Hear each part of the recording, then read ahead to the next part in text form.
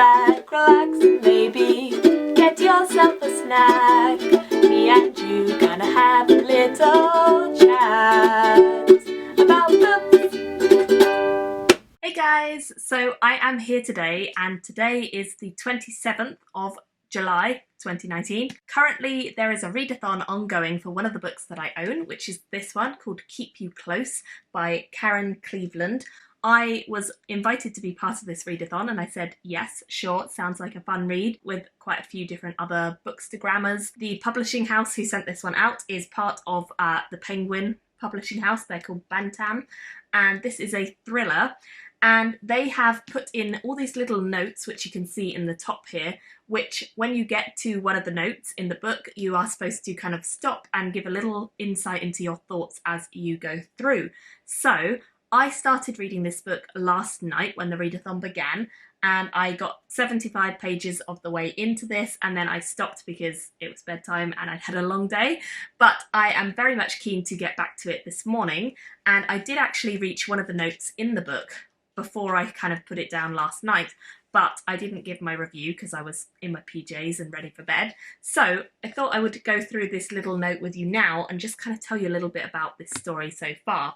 So the hashtag for the readathon is this one, and the little quote that we get on this little note says, "A strange sensation runs through me, the dizzy feeling that I don't know this person in front of me, even though he matters more to me than anyone ever has or anyone ever will." And this is talking about the narrator, who is a detective called Stephanie. It's talking in her voice about her son because he is a teenager, and as most people know, when teenagers become teenagers, they kind of get a little bit resentful in a way to their parents, and they don't necessarily tell them or share with them as much as they previously have. And so in this story we find out quite early on that our main character is a detective. She has had a very tumultuous past from the sounds of things. We don't know exactly why just yet, but we do know that her child's father was not a partner of hers, and he is the product of a rape. And we also find out that she has kind of been raising him alone for most of his life, and she is not sure if she's doing a good job or not. She's a bit worried about whether or not she's done the best that she can do. And we find out quite early on that her son is indeed hiding a secret from her, and it's a pretty big one, but we don't know if it's something that he's been framed for or if it's something he's doing on the sly and not telling her about, which is what this note is in reference to.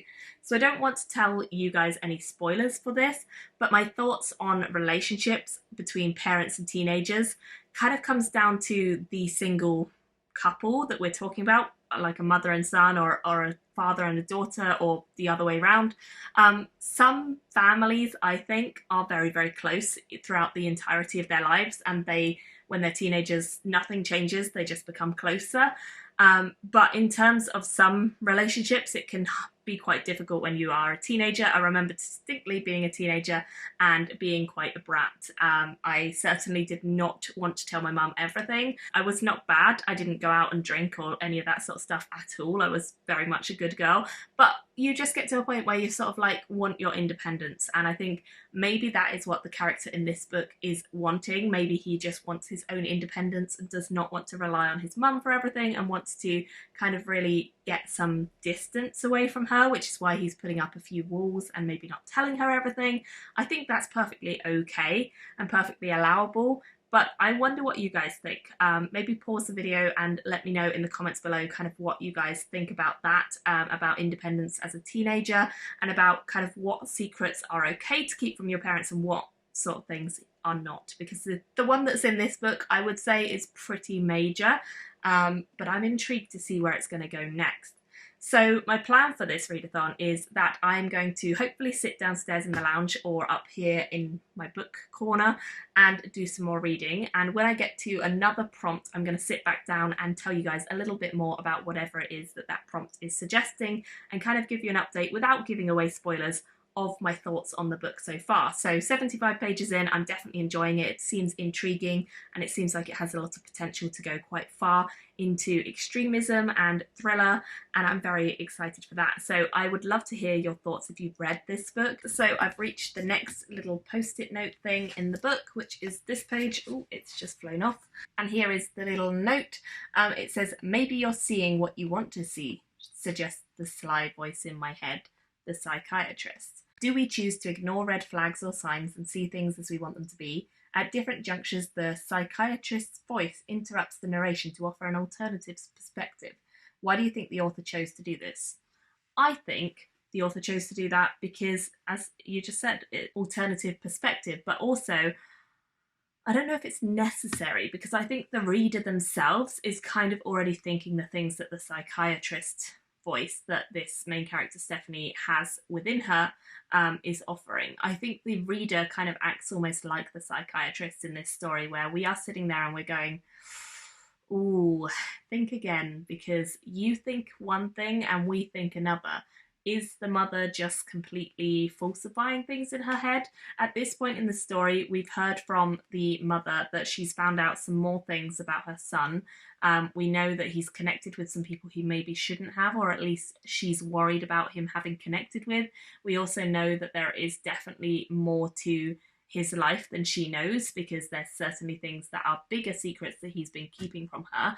However, they seem like they do have justification. Whether I trust him or fear him at the moment is hard to say, because I personally think he has the skill set, he has the knowledge to potentially do something extremist, but I'm also unsure whether or not he would do that, because he's been raised by a mother who is clearly in the police force. She's in the FBI. She's someone who a lot of people would respect and look up to, including presumably her son. But he's had a lot of nights where he has been abandoned by her. He's had to kind of be second place to the job, and I can see the resentment could be building. So at the moment it's very much 50-50. It could go either way. Maybe she was a bad mother and he resents her. Maybe he was always looking up to her and is being framed. I'm not sure. But I am liking the mystery elements, and I'm about page 100 almost, so good chunk of the way through. This book only has just over 300 pages, so not too many, so I'm hopeful I'll definitely finish it up today and let you guys know what I think. But yeah, again, let me know. Do you think parents are guilty of kind of misreading the signs, or kind of reading them in a way that makes them feel okay even when things might not be and they're kind of not ready to confront them? I'd love to know your thoughts on that below. Hey guys, so I have now reached the next one of these little things, and this one is talking about the main character Stephanie and asking about how much of the story we think is real and how much of it is kind of unreliable and in Stephanie's own head, because she is a bit of an unreliable narrator in that she doesn't really know what's going on, and also she kind of has her own preconceptions of what might have happened because she's so closely connected to the characters in this story. And by this point we have found out a little bit more about her son and her relationship with her son over the years, not just like the most recent things, but over the years, and it's been quite tumultuous. We've also found out about her relationship with her mother, which again has been a little bit rocky ever since her son came along. And I think this is quite an interesting question, because books are only what they tell us they are, if that makes sense.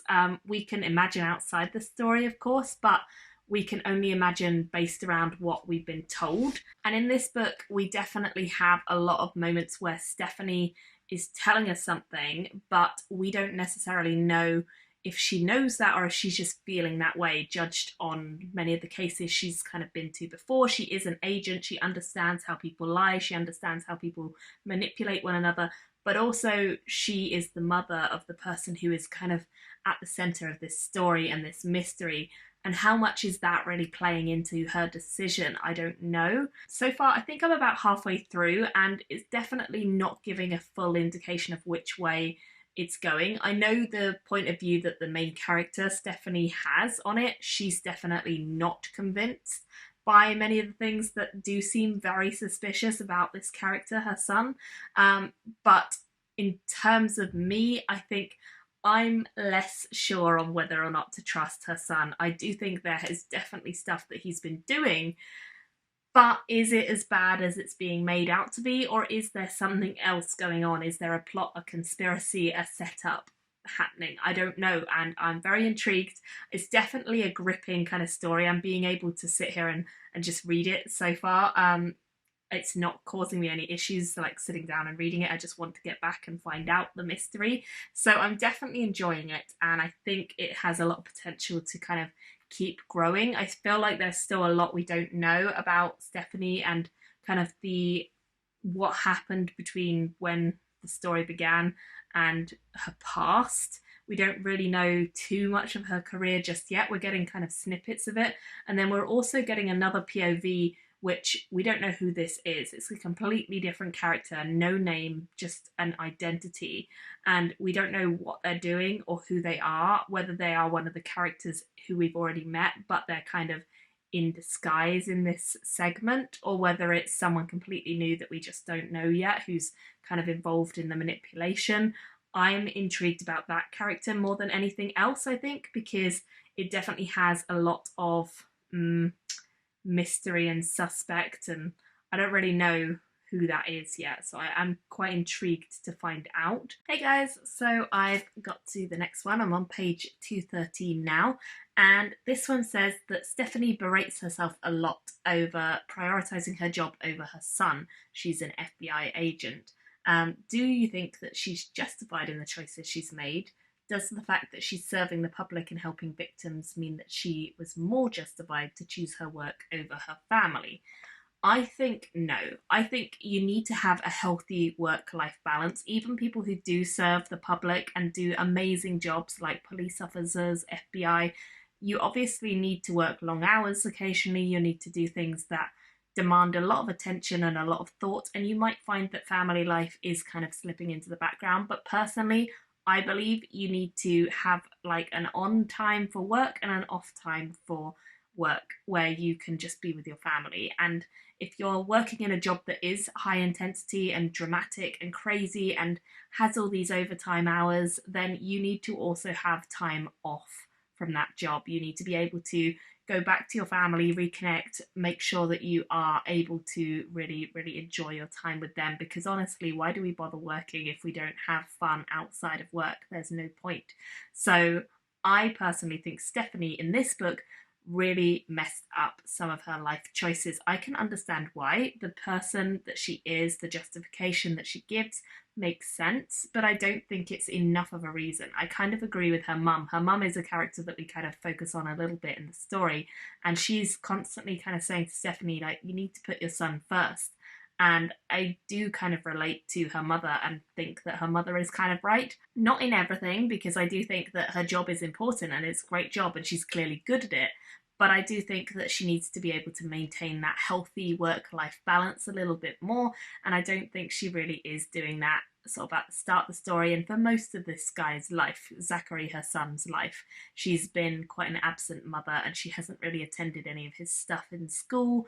In fact, we are currently following a ceremony where he's graduating with highest honours, and he doesn't even look in the crowd because he's fairly certain she's not going to be there. And for once she is, because of various plot reasons, but he doesn't even look. He just doesn't think she'll be there. And I personally just think that that is really sad, that a mother and son could get to that point where he's not even searching the crowd to see if she's made it.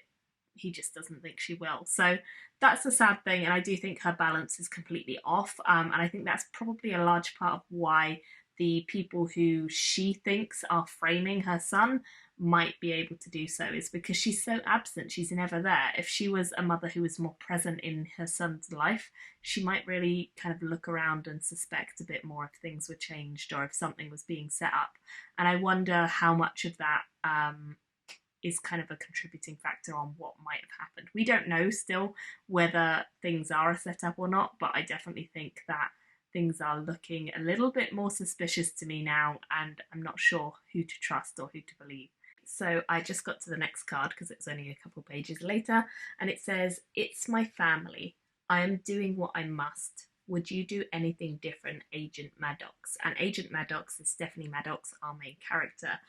We are currently looking at a case which Stephanie has previously worked on, so it's not a current case, it's just kind of a flashback into the past. And this case is one where she feels like the character she's questioning has been set up, and it seems like a similar situation to what's happening in her life right now. So I find it very interesting that this character literally says to her, it's my family, you know, of course I'm going to protect them. I would never put the law or my family's life in danger because of it. You know, I don't believe the law can protect me in this. I'm doing what I can to protect them myself because the law is not good enough. And she's basically saying that you're doing your job and I appreciate it, but it's not going to work. These people have access to my family. They are threatening me, and it's pretty horrific. And she's obviously going to stay silent and do what they want because otherwise her family's going to end up in some serious trouble, probably threatened, possibly killed. And I think that this conversation, this flashback, is just kind of a parallel to what's happening in the main story right now with Stephanie. She's thinking about her family, which is her son and her mother, and she doesn't have a lot of other family. She's quite a small little unit, really, and she's just thinking about this son that she has and how she hasn't been there for him. She hasn't really kind of been the mother he wanted or needed. And I think that that's really sad. Okay, I'm at the last of the notes now, which is page 319. And this one just says, we expect a parent to do anything to protect their child. But should a child feel the need to protect a parent? Does it work both ways? And in this story, the character of Zachary, her son, is 16 years old. He's kind of applying for colleges. He's at that really exciting point in his life. But I've mentioned to you already that him and his mum do not have a great relationship, at least not until the events of this story take place. And it seems like over the course of the book, actually, they've become a lot closer than they were previously. They've never really had much of a relationship, but now, because there is a distinct threat to both of them and all the family they love and care about, it seems as though they have really started to develop a bond. And I can see quite clearly from reading the book that Zachary does care about his mother. He loves her the same as she loves him, but whether he's done the right things to protect her and whether she's done the right things to protect him is more the question that I am concerned with. I think both of them have made mistakes, but obviously the mother is the one who is supposedly older and wiser and should perhaps have set a better example for her son. So in terms of children being able to protect their parents, I don't think it should be a necessity, but I do think it is a reality for some people, especially like young carers and people who have jobs like this where they're in dangerous situations. The kids in that relationship probably would feel like they needed to protect their parents or look out for their parents, even though they're kids and they shouldn't have that responsibility. So I think it does work both ways, especially when more extreme circumstances are involved. But whether it should or not, I don't think it should. It just does sometimes because of the circumstances. So again, really enjoying the book as a whole. I do have one niggle with the book, which is that this whole thing is centered around Russians being bad guys. And I think that's a very general assumption that seems to crop up in a lot of crime books. And for me personally, I just find it stupid. The whole of Russia is not involved in every conspiracy ever. It seems ridiculous to kind of name a country as a problem, if that makes sense. Like there's always innocents involved in places that have horrible stuff going on or horrible crimes committed. So I don't really understand that. It's not just Russia, it's like any country where they're like, oh, the Americans are bad, or oh, the French are bad, the Russians are bad. It's just stupid. It doesn't make sense. Fair enough if there's actually an agency or a department or a business in that place that you want to name, but don't just say, oh, it's the Russians. I find that is, personally, that's my pet peeve about this book so far, is that one thing is really irritating.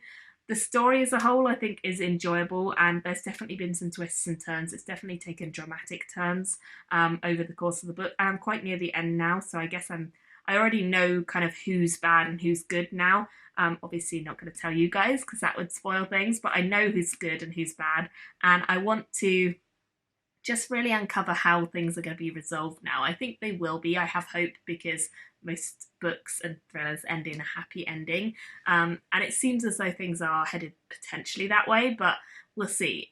There has just been something very tragic happen, and I think that's going to affect the relationship between mother and son quite substantially if they can get through the next few pages of the book. So that is the last of the notes, but I will update you guys a little bit when I finish the book as well and just give you my final thoughts. Hey guys, so I've finished Keep You Close now, and I definitely enjoyed it. It was a fun read to sit down and just kind of binge read for most of the Saturday morning and some of a Friday night. I enjoyed it a lot, and I think that it's very much a thriller that grips you from start to end. I don't know if I was as satisfied with the ending as I wanted to be. It definitely took some twists, but I don't know if I loved the conclusion it came to. I think it was a little bit rushed, which I often find with a thriller. It's all this suspense, this build-up, this great anticipation, and then suddenly you find out what's happened and you're like, oh, okay. So I think it was definitely interesting. It was a great little read and it kept me excited for the whole day, kind of finding out what was going to happen next and who was lying. There were some big reveals that I liked, and none of them were too crazy. I'd anticipated one or two of them, but yeah, there were a couple that were a little bit left field, shall we say, and I enjoyed it. So I think I would give it a solid sort of 3.5, 4 stars. It definitely kept me reading, and I think the notes throughout kind of kept me thinking a little bit deeper about this story too. So I really enjoyed the concept of the read along, and I think that was a great way to experience the book. I'd love to hear if you guys have read any thrillers recently, or if in fact you plan on picking up this one or any of her other books. I believe she has another one.